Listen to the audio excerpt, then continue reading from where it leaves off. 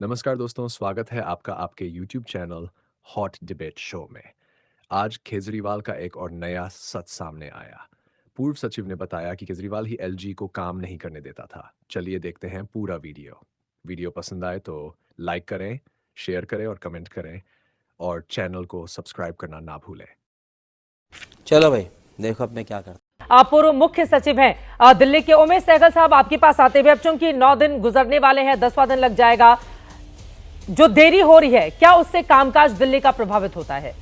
सहगल साहब, देखिए ऐसा है कि मुख्यमंत्री का लिमिटेड रोल है दिल्ली में। बाकी डीडीए का काम, पुलिस का काम ये एलजी के पास है डायरेक्ट। मुख्यमंत्री के पास काफ़ी और विभाग हैं, बट मुख्यमंत्री के ना रहने से बिल्कुल एडमिनिस्ट्रेशन ठप हो जाती है। ये बिल्कुल गलत है। बात तो सही है। बाकी सारे अफसर, चाहे चीफ सेक्रेटरी हो या उनके नीचे जितने अफसर हैं, सारे बैठे हैं अपनी अपनी कुर्सियों पे। और अफसर 90%, 99% काम तो अफसर करते हैं ना। मिनिस्टर्स वगैरह तो पॉलिसी बनाते हैं। पॉलिसी तो समझ लो ऑलमोस्ट अनाउंस ही हो गई है कि ये हमने करना है। हमने जमुना क्लीनिंग करनी है, हमने एयर पोल्यूशन रिमूव करनी है, वगैरह वगैरह। तो उस पॉलिसी के बेसिस पे ऑफिसर ने एक्ट करना शुरू कर दिया होगा। अब आज आपने पढ़ा कि देखिए जमुना की क्लीनिंग शुरू होगी। बिल्कुल, वो पॉलिसी है एक कि जमुना क्लीन करनी है। इसमें एलजी ने कहा हम 3 साल में करेंगे, और एलजी ने हाथ से थोड़ी क्लीन करनी है। चीफ मिनिस्टर हाथ से थोड़ी वहां से कूड़ा हटाएगा। नहीं, लेकिन ये जो क्लीनिंग अभी चल रही है, ये आम आदमी पार्टी की सरकार में क्यों नहीं हो रही थी सर? ये सवाल पूछा जा रहा है ना कि इसमें भी क्या राजनीतिक चश्मा पहनकर एलजी काम कर रहे हैं? Good question. नहीं, एलजी पहले भी चेयरमैन थे जी। एक कमेटी बनाई थी इन्होंने, हमारी नेशनल ग्रीन ट्रिब्यूनल ने, एनजीटी ने, जिसके चेयरमैन एलजी को बनाया था। उसमें बहुत सारे अफसर भारत सरकार के रखे गए थे। उसके खिलाफ आम आदमी पार्टी सुप्रीम कोर्ट में चली गई। यानी जो सरकार थी शायद सुप्रीम कोर्ट में चली गई। सुप्रीम कोर्ट ने उस कमेटी को स्टे कर दिया। अदरवाइज काम पहले भी हो रहा था, काम बंद नहीं हुआ था, मगर काम हो ही नहीं पाया। इन्होंने बीच में रुकवा दिया सुप्रीम कोर्ट से स्टे करके। ये तो लेटेस्ट न्यूज है। अब एलजी को अभी हुआ तो नहीं है सुप्रीम कोर्ट नहीं, का आप स्टे ये कह रहे हैं कि आम आदमी पार्टी ने यमुना में सफाई का काम जो चल रहा था उसको रुकवा दिया, आप ये कहना चाह रहे हैं? हाँ, मैं क्या कह रहा हूँ, मैं कह रहा हूँ जो एलजी काम कर रहे थे उन्होंने रुकवा दिया। एलजी को काम नहीं करने दिया। या तो सुप्रीम कोर्ट को कहते कि जो एलजी कर रहे हैं चीफ मिनिस्टर को करना चाहिए, तो करिए फिर। तो पॉइंट इज कि बहुत लगे हुए थे, उन्होंने सारा अपना एक स्कीम बना ली थी। दजबगढ़ नाले की क्लीनिंग ऐसी होगी। इस समय कर क्या रहे हैं? जमुना की सफाई हो रही है ना। बाकी कोई बेसिक चीज़ है कि अगर स्वेज ट्रीटमेंट प्लांट बना दी गई या इतना इन्वेस्टमेंट यहाँ कर दिया गया, अभी तो ऐसा कुछ नहीं हुआ।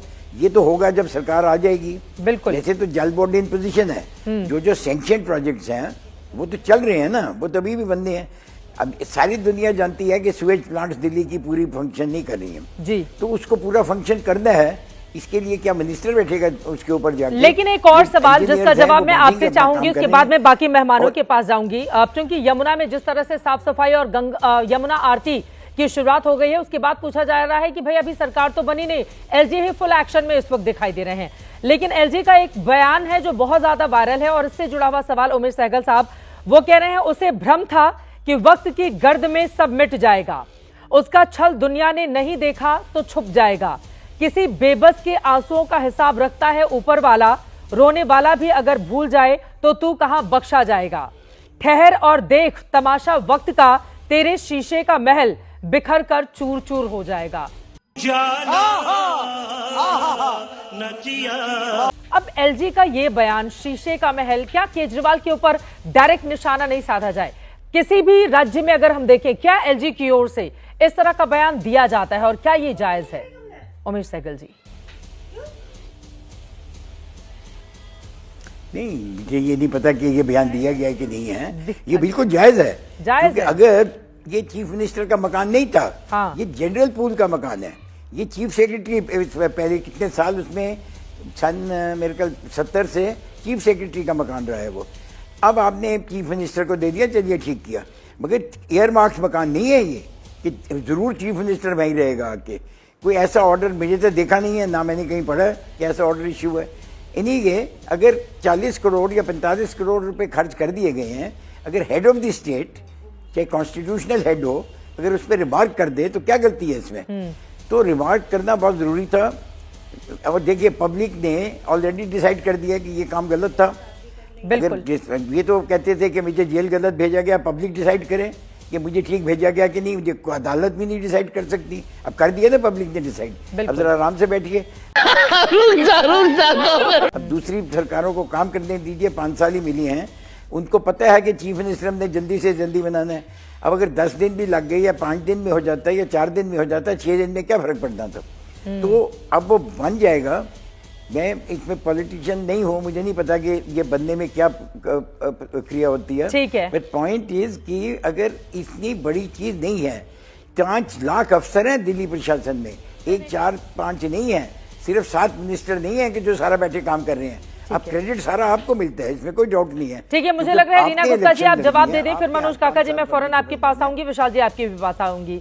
अब तो दिल्ली की जनता ने बीजेपी को मैंडेट दे दिया है और इन्हीं तमाम मुद्दों पर, तो इसको लेकर इतना ज्यादा एलजी पर भी क्यों निशाना साधना? रीना जी देखिए, मुझसे पहले जो बाबू साहब बोल रहे थे उनका कहने का मतलब यह है कि दिल्ली में चुनाव नहीं होने चाहिए, फिर बाबू और एलजी मिलके दिल्ली चला लेंगे। अच्छा, हमको सिखा रिया है। ये तो दिल्ली की जनता की पूरी तरह से इंसल्ट करना है कि इतने बड़े संघर्ष के बाद दिल्ली को असेंबली मिली और दिल्ली के लोगों को अपना नेतृत्व चूज करने का अधिकार मिला। बाबुओं का क्या है? बाबुओं को तो तनख्वाह मिलती रहेगी।